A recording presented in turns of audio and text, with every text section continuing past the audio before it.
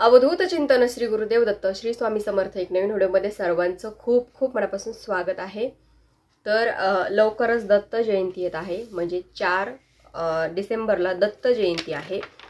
तर दत्त जयंती निमित्त सप्ताह प्रत्येक केंद्रामध्ये सप्ताह होतो आणि त्या सप्ताहामध्ये भरपूर संख्येमध्ये गुरुचरित्र पारायण सेवा होते। तर हे पारायण आपण कसं करायचं, त्याच्या नियम अटी आणि सर्व काही बघणार आहोत। खाण्याचे नियम, त्याच्यामुळे खाण्याचे नियम काय आहेत, त्याच्यानंतर पारायण करतेस काय काय नियम पाळायचे आहेत, महत्त्वाचे नियम, त्याची माहिती बघणार आहोत। त्याची व्हिडिओ शेवटपर्यंत नक्की बघा। तर हा सप्ताह 4 तारखेला म्हणजे 4 डिसेंबरला दत्त जयंती आहे। त्याच्या अगोदर आपल्याला म्हणजे हा सप्ताह जो सुरू होतो तो म्हणजे 28 नोव्हेंबरला हा सप्ताह सुरू होतो। तर 7 दिवसाचा हा सप्ताह असतो। 7व्या दिवशी पारायणाची सांगता होते। तर पारायणाची सांगता कशी करायची ते सुद्धा सांगणार आहे, किंवा कधी करायची ते पण सांगणार आहे। त्याच्यामुळे व्हिडिओ खूप महत्त्वाचा आहे। तर 28 नोव्हेंबरला पारायणाची सुरुवात होते, म्हणजे पारायण सुरुवात होतं वाचायला। तर जो आसपास केंद्र असेल तर केंद्रात पण तुम्ही पारायण करू शकता। जर काही केंद्रात नाही बसायला जमलं तर घरी पण आपण पारायण हे करू शकतो। केंद्रात कसं असतं की सामूहिक पद्धतीने सेवा होती, खूप सारे पारायण ते देवत असतात एकत्र, आणि खूप साऱ्या संख्येमध्ये सेवेकरी पारायणाला बसत असतात आणि तितक्या पारायणाचं फळ आपल्याला मिळत असतं। त्याच्यामुळे सामूहिक पद्धतीची हीच ताकद असते की आपल्या प्रश्नांचं लवकर आपल्याला उत्तर मिळतं, आपले प्रश्न मार्गी लागतात। त्याच्यामुळे जर होत असेल तर केंद्रातच बसा, आणि काय वाचते वेळेस जर काही चूक जरी झाली ना तर ती माफ होत असते। आणि एकट्या पारायण करण्यामध्ये आणि सामूहिक पारायण करण्यामध्ये हाच फरक असतो।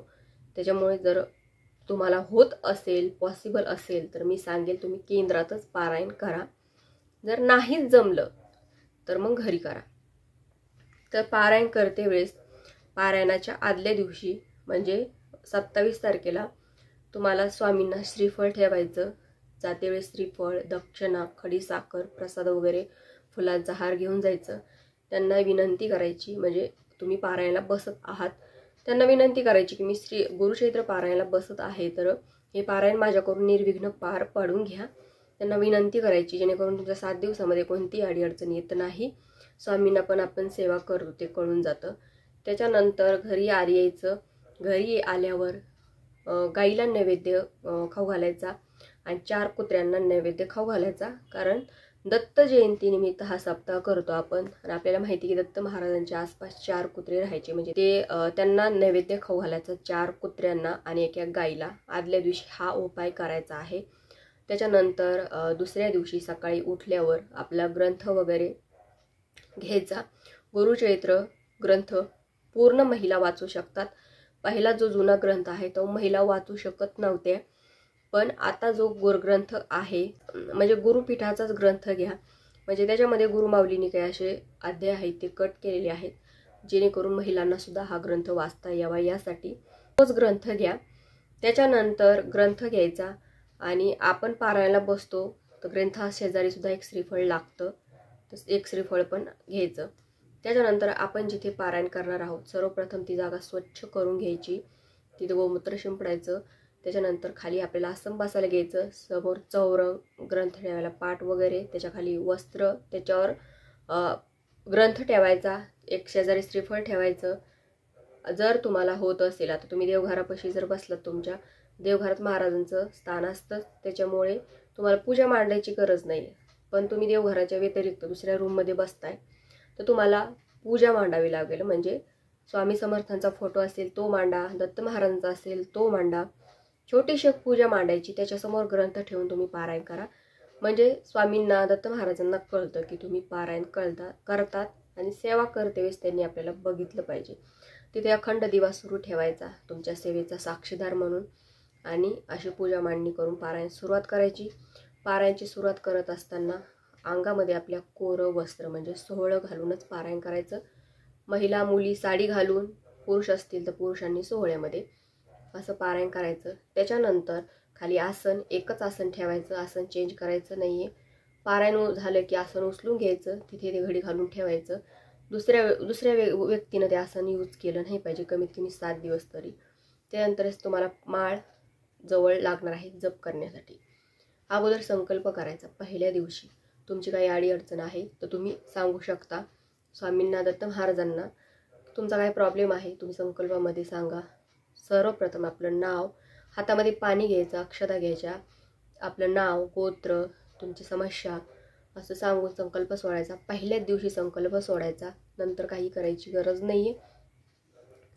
त्याच्यानंतर ग्रंथ वाचते वेळेस सर्वप्रथम स्वामी स्तवन घ्यायचं, गणपती अथर्वशीर्ष घ्यायचं, एक माळ श्री स्वामी समर्थ महाराजांची, एक माळ गायत्री मंत्राची, अशी सेवा करायची. आणि ही सेवा रोज करायची, असं नाही की पहिल्याच दिवशी. दुसऱ्या दिवशी पारायण वाचायच्या अगोदर, ग्रंथ वाचायच्या अगोदर ही सेवा करायची, नंतर पारायणाला सुरुवात करायची. तर नंतर पारायण सुरुवात करायची. पहिल्या दिवशी 1 ते 9 अध्याय असतात, ते पूर्ण अध्याय वाचून घ्यायचे. 10व्या अध्यायाची ओळ वाचायची, नंतर ग्रंथ बंद करून ठेवायचा. रोज असंच करायचं. त्याच्यानंतर ग्रंथ वाचून झाला की लगेच ग्रंथाची आरती करून घ्यायची. आरती करून घ्यायची, खडी साखरेचा नैवेद्य दाखवायचा आरती करते वेळेस. आणि जेव्हा नंतर तुम्हाला जो स्वयंपाक करताल तो स्वयंपाक ग्रंथाला दाखवायचा, म्हणजे तो नैवेद्य ग्रंथाला दाखवायचा. रोज 2 टाइम आरती करायची ग्रंथाची, 2 टाइम घरामध्ये गोमूत्र शिंपडायचं. आणि आपल्याला खायचे काय नियम आहेत तर सर्वप्रथम आपल्याला कांदा, लसूण हा पूर्ण वर्ज्य आहे. याच्यासाठी वर्ज्य आहे की हे तामसिक पदार्थ आहेत, आपल्या शरीराला हानिकारक आहेत. आम्लपित्त हे असे वाढू शकतात, कारण पारायणाच्या काळात आपण सकाळी लवकर उठतो आणि याचा त्रास आपल्याला होऊ नये याच्यासाठी हे नियम पाळायचे असतात. त्याच्यानंतर कडधान्य, तुरीची डाळ वगैरे खायची नाहीये. मुगाची डाळ खायला चालते तर मुगाची डाळ खाऊ शकता, कारण मुगा डाळीने आपल्याला काही त्रास होत नाही यासाठी.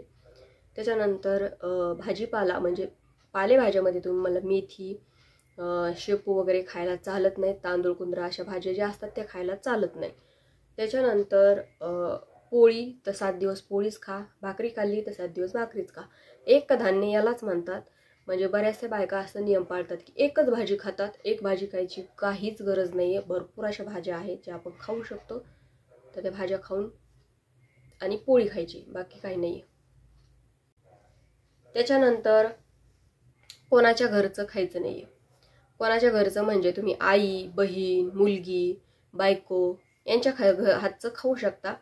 पण पाहुणे होऊन जर कोणाच्या घरी तुम्हाला जायचं काम पडलं तर सहसा 7 दिवस कुठे जायचं नाही. प्रवास म्हणजे सहसा टाळायचा, कारण बाहेर गेलं की आपल्याला खाण्यात येतं, पिण्यात येतं, त्याच्यामुळे सहसा टाळायचा. कारण आपण सेवा करत आहोत, आपल्या सेवेमध्ये कोणतंही विघ्न येऊ नये. आता सेवा तुमची सुरळीत चालू आहे तशी सुरळीत चालू राहू द्यायची. पण बाय चान्स जर अचानक कुठे अर्जंट जायचं काम जर पडलं, सोबतचा डब्बा न्या, सोबतचं पाणी न्या, आणि तिथे जाऊन तुम्हाला जर खायचं काम पडलं तर सोबतचा आपला डब्बा घेऊन आपण खाऊ शकतो. त्याच्यानंतर जर पारायणाच्या काळामध्ये पिरियड्स आले किंवा सुतक पडलं तर पारायण हे दुसऱ्यांकडून करून घ्या. केंद्रात जर तुम्ही बसलात पारायणाला आणि अशी अडचण आली तर आपण तिथे कॉन्टॅक्ट करून सांगू शकतो की आम्हाला अडचण आली, मग तिथे ते कोणालाही बसून पारायण वाचून घेऊ शकतात. पण घरी जर तुम्ही बसलात आणि अशी अडचण आली तर तुम्हाला कोणाकोण तरी पारायण वाचून घ्यायचं आहे. ते पारायण म्हणजे ग्रंथ तसाच ठेवायचा नाहीये, कारण सेवा आपण करतो, सेवेचं पूर्ण फळ नाहीच मिळणार, पण त्याचे खूप असे दोष लागतात. त्याच्यामुळे ही चूक करू नका. कोणाकोण तरी तुम्ही पारायण, आता पिरियड जर आले तर तुम्ही घरातल्या इतर व्यक्तींकडून तुम्ही पारायण करून घेऊ शकता. पण सुतक जर पडलं तर मग घरातल्या व्यक्तींना पण जमत नाही.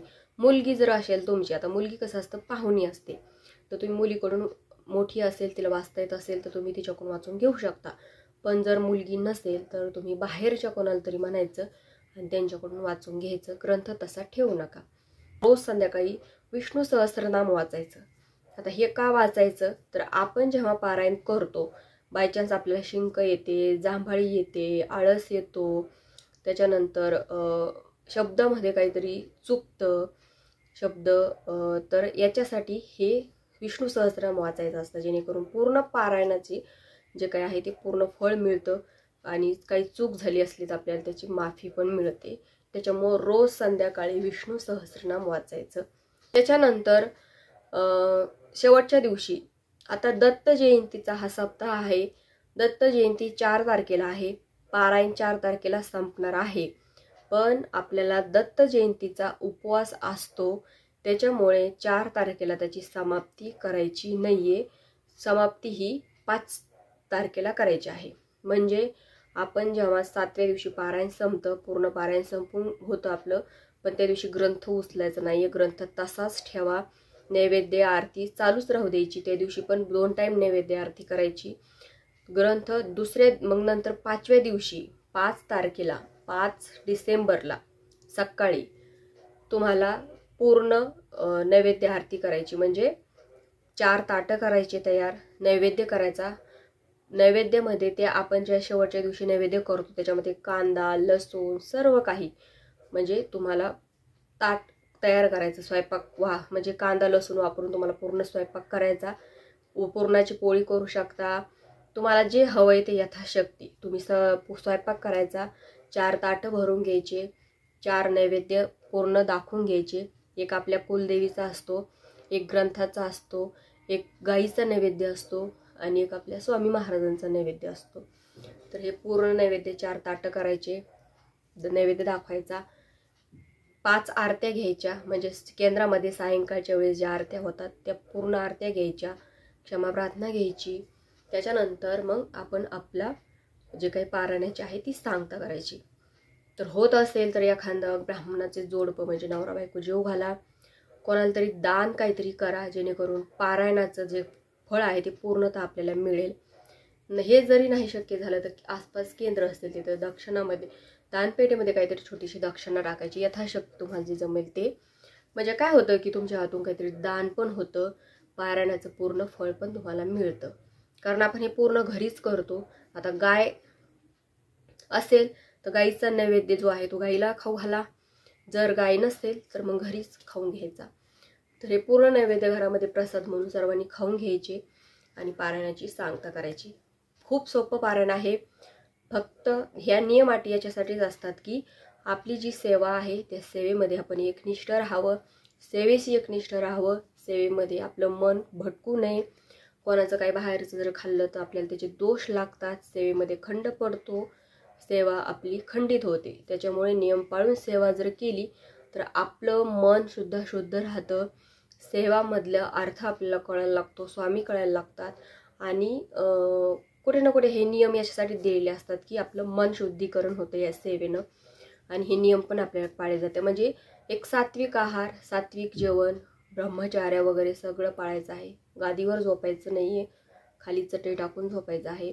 आणि जे तुम्हाला झोपायचे अंथरूण पांघरूण जे आहे तुमचं ते अगोदर पारायण सुरू व्हायच्या अगोदर स्वच्छ धुवून घ्यायचं, नंतर ते यूज करायचं. 2 टाइम घरामध्ये गोमूत्र शिंपडा. पारायण करते वेळेस खूप जास्त त्रास होतो, कारण सेवा करणं इतकं सोपं नाहीये. आपल्याला आपले दोष आडवे येत असतात, आपल्याला आपले षडरूप आडवे येत असतात, सेवेमध्ये विघ्न आणत असतात, सेवा करावी वाटत नाही, चिडचिड होते. पण चिडचिड झाली तरीही सेवा करायची, कारण आपण समजून घ्यायचं की कुठे ना कुठे आपले हे दोष आपल्याला आडवे येतात म्हणून आपली चिडचिड होते. आणि जो घरामध्ये व्यक्ती चिडचिड करतो म्हणजे जो पारायण करतो त्याची चिडचिड होणारच. पण इतर घरातल्या व्यक्तींना पण समजून घ्यायचं का ही चिडचिड का होते म्हणून. त्याच्यामुळे त्या व्यक्ती जास्त परेशान नाही करायचं, त्याला त्याची सेवा करू द्यायची. सर्व काही ठीक होतं. 7 दिवस कसे जातात हे आपल्याला कळत नाही. इतकं छान हा सप्ताह राहतो, हे पारायण राहतं. घरी पारायण करत असताल तर केंद्रातल्या काही सेवा असतात त्या अटेंड करायच्या. 7 दिवस फक्त सेवा करायची, बाकी दुसरं काही करायचं नाहीये. तर आय होप तुम्हाला कळलं असेल. तर आजच्या व्हिडिओमध्ये इतकंच. व्हिडिओ आवडल्यास व्हिडिओ लाईक करा, शेअर करा, चॅनलला सबस्क्राईब करायला विसरू नका. झाली सेवा श्री स्वामी समर्थ महाराजांच्या आणि परमपूज्य गुरु माऊलींच्या चरणी रुजू करते. श्री स्वामी समर्थ.